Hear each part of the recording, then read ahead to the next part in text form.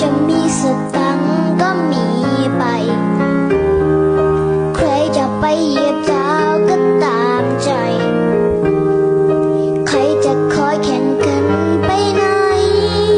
ปล่อยตามใจเขาขอแต่มีแต่เธอก็พอใจเงินและทองอะไรก็ไม่เอามีแต่เธอก็ลืมความเหงา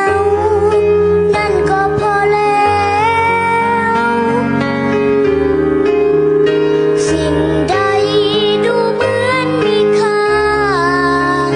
คนไขว่และคว้ากันไปไม่ขอยื้อให้เหนื่อยใจฉันขอเธอคนเดียวโลกกลมคงจะเป็น